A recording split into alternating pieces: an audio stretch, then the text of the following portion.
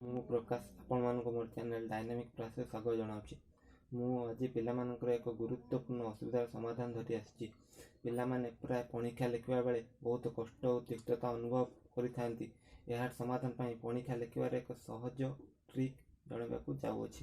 ଏହାଦ୍ୱାରା ପିଲାମାନେ ଯେତେ ପର୍ଯ୍ୟନ୍ତ ଚାହିଁବେ ପରୀକ୍ଷା ଲେଖିପାରିବେ। ଏହି ଭିଡ଼ିଓଟି ଆପଣଙ୍କୁ ଭଲ ଲାଗିଲେ ଲାଇକ୍, କମେଣ୍ଟ, ସେୟାର ଏବଂ ସବସ୍କ୍ରାଇବ୍ କରିବାକୁ ଭୁଲିବେ ନାହିଁ। ଚାଲନ୍ତୁ ସମୟ ବ୍ୟସ୍ତ ନ କରି ଭିଡ଼ିଓ ଆରମ୍ଭ କରିବା। ପ୍ରଥମେ ଧାଡ଼ି କରି ପ୍ରତ୍ୟେକ ଧାଡ଼ିରେ 10ଟି ଲେଖାଏଁ ଘର କରିବାକୁ ପଡ଼ିବ। ପ୍ରାରମ୍ଭିକ ପରୀକ୍ଷା ଏକ ସମସ୍ତଙ୍କୁ ପ୍ରାୟ ଜଣାଥିବ। ତାହାକୁ ଅନୁସରଣ କରି ଆମେ ପରୀକ୍ଷା ଲେଖିବା। ଦେଖନ୍ତୁ, 1 କେ 1, 1 2 2, 1 3 3, 1 4, 1 5 5, 1 6, 1 7 7, 1 8 8, 1 9 9, 1 10 10। ସେହିପରି ଆମେ 2ଟି ଲେଖିବା ବେଳେ 1 ମିଶାଣ 1,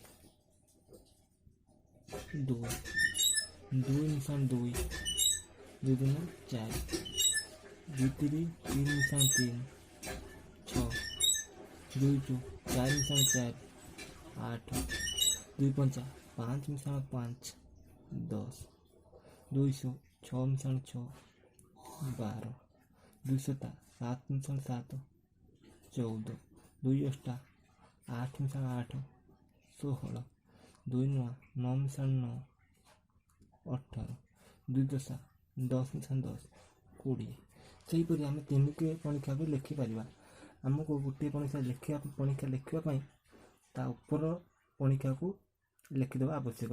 ସେହିପରି 3 କେ ଲେଖିବା ପାଇଁ 2 କେ 2, 2 ମିଶାଣ 1, 3, 3 2 4 ମିଶାଣ 2, 6, 3 3 6 ମିଶାଣ 3, 9, 3 2 8 ମିଶାଣ 4, 12, 3 5 10 ମିଶାଣ 5, 15, 3 12 ମିଶାଣ 6, 18, 3 7 14 ମିଶାଣ 7, 21, 3 8 16 ମିଶାଣ 8, 24, 3 9 18 ମିଶାଣ 9, 27, 3 10 10 ମିଶାଣ 20, 30।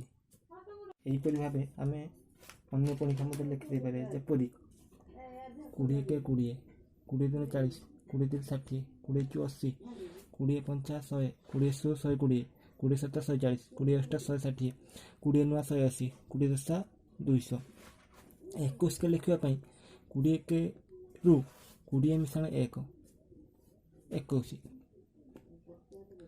21 40 ମିଶାଣ 2, 42, 21 60 ମିଶାଣ 3, 63, 21 80 ମିଶାଣ 4, 84, 21 5 100 ମିଶାଣ 5, 105, 21 120 ମିଶାଣ 6, 126, 21 7 140 ମିଶାଣ 7, 147, 21 8 160 ମିଶାଣ 8, 168, 21 9 180 ମିଶାଣ 9, 189, 21 200 ମିଶାଣ 10, 210। ଆପଣମାନେ ଏହି ଟ୍ରିକ୍କୁ ବ୍ୟବହାର କରନ୍ତୁ ଏବଂ ଯେତେ ପର୍ଯ୍ୟନ୍ତ ପାରୁଛନ୍ତି ପରୀକ୍ଷା ଲେଖନ୍ତୁ ଏବଂ କମେଣ୍ଟରେ କେତେ ପର୍ଯ୍ୟନ୍ତ ଲେଖିଲେ ତାହା ଜଣାନ୍ତୁ।